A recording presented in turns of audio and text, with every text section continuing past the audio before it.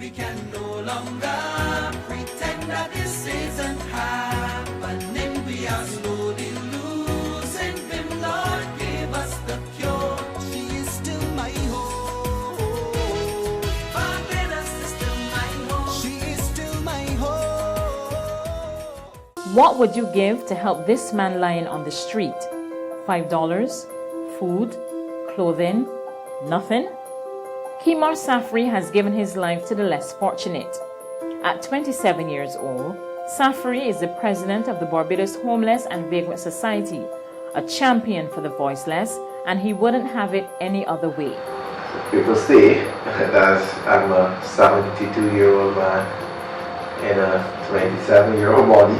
I believe that's something that God seriously used to form this organization and to be able to help those that desperately need help, or those who have been forgotten by society, or even forgotten even by themselves. This young man, who relocated to Barbados with his single mother and siblings at the age of 8, knows all too well what it is to need a helping hand. Well, I have 4 of us, so sometimes when you have 4 boys being one parent, it's very hard for a person to really support all of these children. Those kind of things were rough coming up.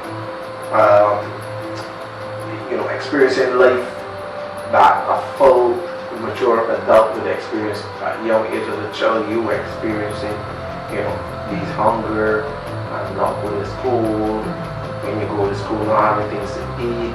Saffrey, who described himself as a little gangster, ventured out on his own and made some wrong turns. Being alcohol poisoned at a young age as well, as I became, I think, 20, 21. At home,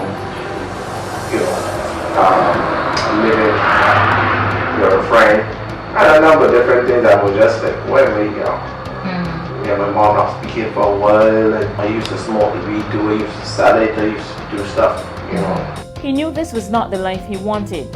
His turning point came after he attended a religious crusade in the city. One day I had Andrea Harris, she had the crusade come brought in from Brooklyn, and this is my Women of Excellence. And we had a lovely crusade. I was there for a couple of days, so it was about three nights. And the last night Donnie was there, and he made it on the call. And I was like, that's a Christ. And I was nudging my friend, I was like, yeah, very good, really made this happen. He's like, I did it, man. I really wanted some other water, I really didn't give me that grace or not, But anyway, and I accepted Christ. And from there it was like, I would say heaven gate open. Thereafter, Saffrey, who had an early longing in his heart to assist the less fortunate, found his calling. I just figured God said, I want you to go and deal with the homeless, and that was like I think that was like the 4th of October in 2009, and I was like, okay. And then by the 19th of October, I had the organization registered, and I was like, Lord, well, they gave me an organization, but I didn't see the office. And then I got a call, oh, you remember you won an office 15 months ago? And I was like, it's a big office? And he's like, yeah, and it was at the BADC Center at that time. And I had wanted for my kitchen cleaning business, but I went there and I was like, you know what, I'm going to use this for the Homeless Society just to push it off. And that time I did the kitchen cleaning business the same thing as doing the Various Association business, but I paid more attention on the thing. But when I got in the office, I was like, Lord, you give me an office, but you give me the furnitures.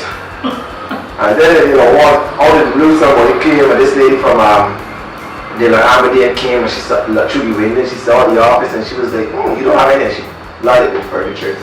Then some other people like Silverline came, and then I was able to give you some the other incubators in the office. And I was like, Lord, I got the office and I got the furniture, but I got the computers. Then I made a call, the guy for online computer came, and he was like, here's some computers, and gave me a set of computers. And I was able to start. When we first started, it was no money at all. In between the 09 till 11, and even after that, there was still no money because none of us were paid. I think we only started paying staff in probably in 2013. So we took a lot of our life and we gave it into the program because at that time nobody really wanted to partner with us. And I can tell you that probably that's one of the biggest struggles we had.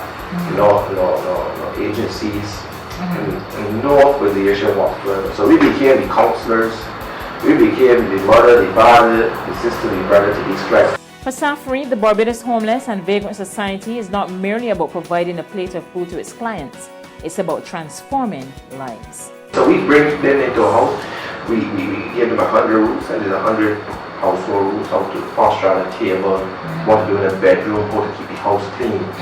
And then we give them the counseling, the church educational program, the maths and the English classes to just reshape them. We give them life skills, coping skills to understand that somebody, if you done the program, somebody said you're prickle, or you was a prickle, you could say, you know, I was a prickle. So coping skills is good. The life skills, how do you deal with the surrounding, or how do you deal with life. Then we brought in counseling psychologists, and we brought in a number of persons that will help shape them, bring back on the family, even give the family counseling. And we set about to shape that person. At the end of the program, every client, and this is success here, every client I walk through our doors that completed our program, got a job, got a house, bank account. We notice that some people don't want to come on the streets, and offices here. Where they get the counseling, church educational program, we have those studies every Wednesday as well. They will get food, they will get clothing, they will get haircuts every Wednesday, they will get same math and English classes, they will get recreational tours. Now the organization is anxious to give Barbados even more as the island celebrates its 50th anniversary of independence. The organization is preparing to roll out a new campaign, Building a Future for the Homeless, aimed at preventing homelessness. There's a building that we've been funded in Barbados now that we want to fund. Cost $1.7 million. And this would combat homelessness from the standpoint where it will have female dorm, male dorm, family dorms.